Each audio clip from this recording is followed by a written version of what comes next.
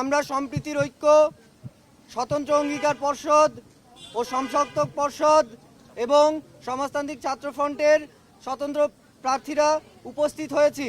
আমাদের শুভেচ্ছা গ্রহণ করুন।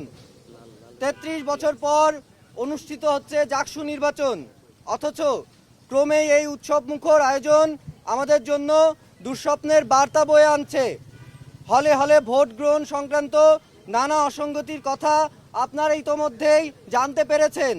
এরপর গতকাল থেকে ব্যালট বাক্স নিয়ে হট্টগোল থেকে শুরু করে রাত 2টায় পোলিং এজেন্টদের ঘোষণা দেওয়া, তার ফলে স্বতন্ত্র প্রার্থীদের পোলিং এজেন্ট ম্যানেজ করতে না পারা, পোলিং এজেন্টদের কাজ করতে না দেওয়া, নারী হলে পুরুষ প্রার্থীদের প্রবেশ, ভোটার লিস্টে ছবি না থাকা, আঙুলে অমোচনীয় কালির দাগ না দেওয়া, ভোটার হওয়ার পরও তালিকায় নাম না থাকা, ভোটারের তুলনায় ব্যালট বেশি ছাপানো, লাইন জ্যামিং, বহিরাগতদের আনাগোনা ইত্যাদি অনেক অনিয়ম, অব্যবস্থাপনা আর গাফিলতির কারণে এই নির্বাচনকে ঘিরে অনেক সন্দেহ আর প্রশ্ন ওঠার সুযোগ সৃষ্টি হয়েছে।